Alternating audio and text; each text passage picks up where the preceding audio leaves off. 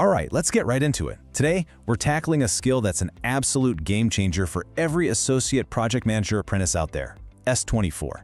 And look, this isn't just some box you have to tick for your apprenticeship. This is about learning how to turn project data into your own professional superpower. So that really brings us to the big question, doesn't it? How do you actually go from just staring at spreadsheets and reports to using that data like a superpower? Something that actively protects your projects and, let's be honest, makes you look really, really good. Well, that's exactly what we're going to unpack. And to make this real, we're going to follow a story. So I want you to meet Jody. She's a level 4 APM apprentice over at IBIS Stores, and she is on a mission. She's got to get her head around one of the trickiest skills she needs to nail to pass her whole apprenticeship. And that mission? It's all about mastering skill S24. Now, the official definition is to use data to inform decisions on actions to take to mitigate risks on a project. Okay, sounds pretty formal, a bit of a mouthful, right? So what on earth does that actually look like when you're on the job? Let's break it down. You can think of Jody's mission, and yours, as having 4 key parts.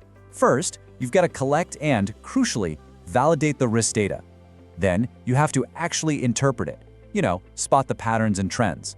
Third, and this is the important bit, you propose actions that are based on hard evidence, not just a gut feeling. And finally, you close the loop by updating your logs and flagging things to senior managers when you need to. That, right there, is the heart of S24. Now, Jody was kind of struggling to see the bigger picture. To her, it just felt like she was filling in spreadsheets, just admin work. But that's when her mentors stepped in and totally reframed the why behind it all, and it changed everything. It all kicked off with a simple question from Rattel, her line manager. She just looked at Jody and asked, how can a project manager possibly predict the future? And that's such a great question, because it cuts right to what this skill is really all about. It's not about being a psychic. And here's the answer beautifully laid out.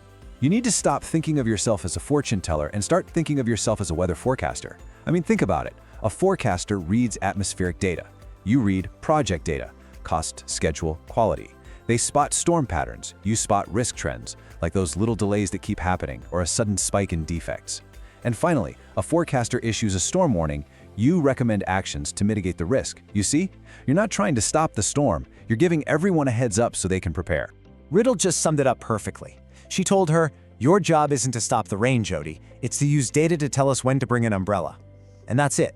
That is the entire philosophy of S24. It's all about proactive protection, not running around in a panic when things go wrong. Okay, so once Jody had this new mindset, she was ready to learn the actual steps. And this isn't something you just get overnight. It's a journey, a really clear path that takes you from being a novice, just following instructions, to becoming a real navigator who helps guide the project to safety. And here's the roadmap that Jody followed, and the one you can follow too. It's 5 simple steps. Step 1, just observe and understand. Step 2, start to apply what you're learning, but with guidance. Step 3, you start doing it on your own, independently. Step 4, this is key, you learn to interpret the data and justify your decisions. And finally, step 5 is true mastery. You can adapt and apply this skill to any project in any situation. Her mentor, Adam, gave her some fantastic down-to-earth advice for those first couple of steps. He just said, first, just watch. Learn what risk data we track and why. You have to understand the rules of the game, the tolerances, the thresholds, before you can even think about making a move. And you can see Jody's progress right here. She started out at step 2, basically filling in risk registers while Adam helped her. But pretty soon, she was moving into steps 3 and 4, proactively digging into the weekly reports, spotting a rising trend in defect rates all by herself, and independently flagging it as a major risk.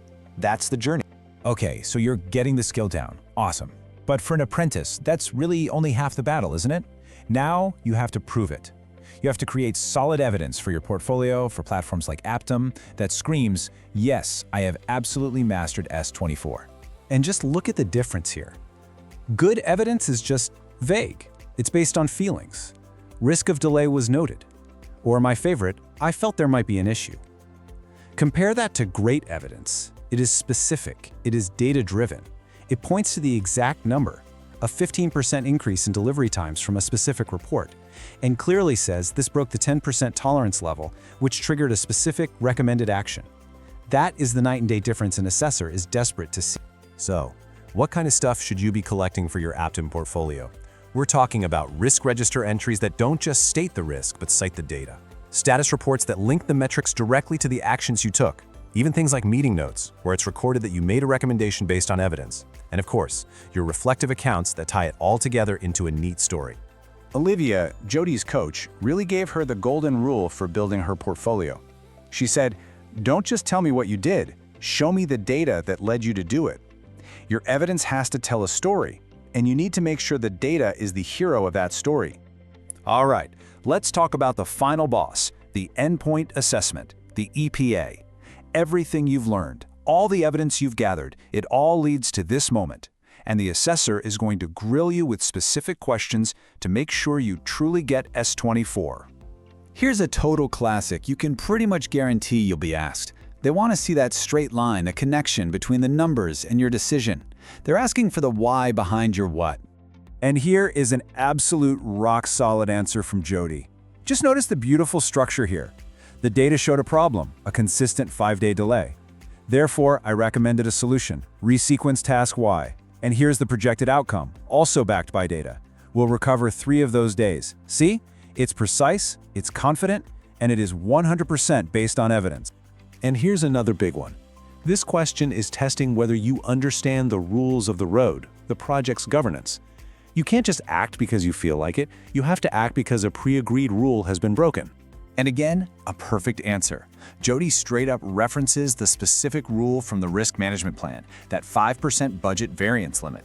Then she shows how her own data analysis found a 7% variance, which explicitly triggered her recommendation. This shows she's not a maverick, she's a professional working within the project's framework. So, as we start to wrap this up, let's bring it all home. Getting good at S24 isn't just about passing an assessment. It's about fundamentally changing the way you work as a project manager for the rest of your career. Because this skill, right here, is what takes you from being a project administrator, someone who just tracks things and ticks boxes, and turns you into a project protector.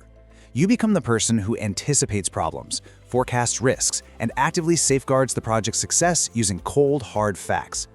So I'm going to leave you with this one final thought. The next time you're at work, go look at your own projects. Pull up the reports, the spreadsheets, the metrics, and ask yourself this one simple question. What story is my project's data trying to tell me right now?